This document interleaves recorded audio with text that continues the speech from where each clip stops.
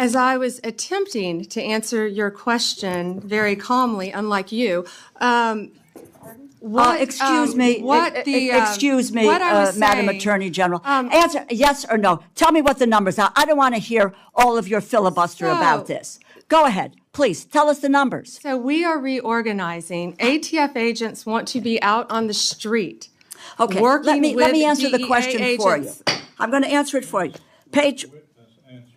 Mr. Chairman, you give me a certain amount of time, and I have a high respect for you, but I don't have to listen, nor do my colleagues have to listen to a filibuster when it's a simple question. But I have an answer to your question. It's page 146 of the department's fiscal year 2026 budget, and the performance summary explicitly says, and let me quote, ATF will eliminate 541 industry operation investments. They thought they could trap Pam Bondi with a simple yes or no question, but instead they exposed the real battle unfolding in Washington. This wasn't about numbers, it was about control. One side kept shouting 26% cut like it spelled disaster, while the other pushed back, put agents on the streets and stopped targeting legal gun owners. And when the interruptions started flying, Bondi didn't flinch. If you're tired of political theater drowning out common sense, hit subscribe, because that hearing revealed exactly where this country is headed. Everything in your power to prevent illegal gun runners in our country. Your budget request for the Bureau of Alcohol, Tobacco, Firearms, and Explosives, ATF, proposes a cut of 26% below the current level. How can you justify such a massive cut without inevitably weakening ATF's ability to help our state and local law enforcement fight illegal gun trafficking? How many ATF law enforcement officers and industry operations investigators do you anticipate will be lost to attrition as a result of this funding reduction you're proposing? So, I am a career prosecutor, and I believe in keeping America safe, making America safe. First, what we're doing is ATF is going to be brought over with DEA. Everyone knows, everyone sitting up here, guns and drugs go together. They go together. We're going to make it more efficient. What I will tell you will not be happening is ATF agents will not be knocking on the doors of legal gun owners in the middle of the night asking them about their guns. They're going to be out on the streets. If I can finish, they're going to be out on the streets. I have three No, minutes. you asked me a question. I did, and you asked me a question. And you haven't I'm gonna answered answer my it. question. So they're going to be out on the streets working You haven't hand in hand answered my with question. DEA You to haven't violate. answered. Mr. Chairman, I'd like an answer to my question.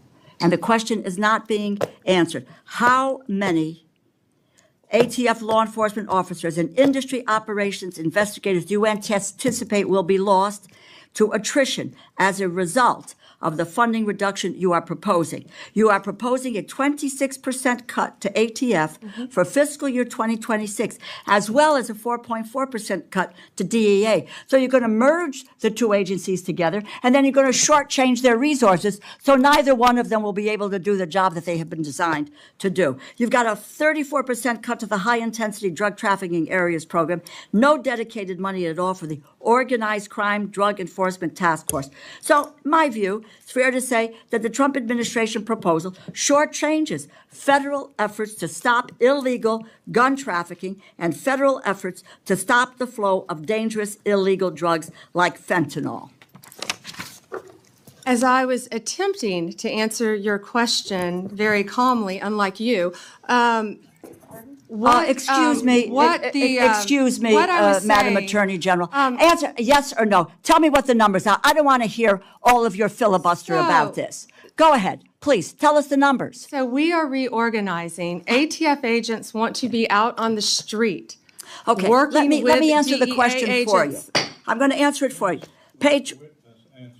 Mr. Chairman, you give me a certain amount of time, and I have a high respect for you, but I don't have to listen, nor do my colleagues have to listen to a filibuster when it's a simple question. But I have an answer to your question. It's page 146 of the department's fiscal year 2026 budget, and the performance summary explicitly says, and let me quote, ATF will eliminate 541 industry operation investigators, reducing ATF's capacity to regulate the firearms and explosive industries by approximately 40% in fiscal year 2026.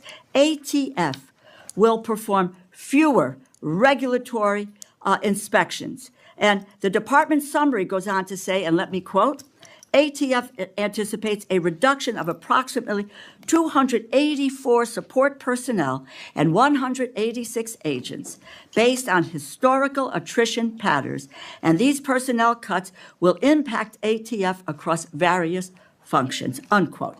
If the capacity to regulate firearms industry is reduced by 40%, if you are losing 186 ATF law enforcement agents on top of that, it is clear the direction you are headed with this budget, and that's what it is, isn't it? The proposal will weaken our ability to stop gun trafficking, and it will greatly reduce ATF support for state and local law enforcement that helps them prevent and solve violent crimes. It's a bad proposal. Do you want to hear my answer in 3 seconds? You mentioned regulatory functions. We will not be having ATF agents go to the doors of gun owners in the middle of the night asking them about their guns, period. They will be out on the streets with DEA, guns and drugs. How many are together. gone? It will be attrition. We are not firing agents. They will be working. How many with have DEA. taken attrition? Can I tell you that they all want to be on the streets? They want to be doing their jobs. They want to be But you're getting them seizing off guns. the streets. They want You're getting to them off. What you just watched wasn't a budget discussion, it was a clash of philosophies. A Democratic senator tried to box Pam Bondi into a corner over the proposed 26% ATF budget cut, repeating the same demand. How many agents, yes or no? Give me the numbers. It felt less like oversight and more like a courtroom ambush. Here's what actually matters. The department's own fiscal summary projects eliminating 541 industry operations investigators, along with reductions of about 284 support staff and 186 agents, largely through attrition. That's the headline critics are running with. Bondi's argument? No agents are being fired. The plan is to restructure, aligning ATF functions more closely with DEA operations, since guns and drugs often move together in real criminal networks. Her focus wasn't regulatory paperwork, it was boots on the ground. And the line that lit up the room? ATF agents would not be knocking on the doors of legal gun owners in the middle of the night asking about their firearms. Period. That's the real divide. One side sees a major drop in regulatory capacity and warns public safety is at risk. The other says stop targeting compliance inspections and start targeting criminals.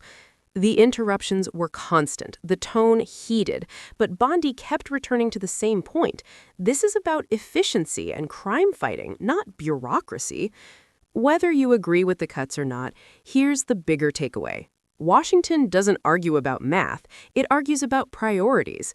And in this moment, the choice was clear: regulate harder or enforce smarter.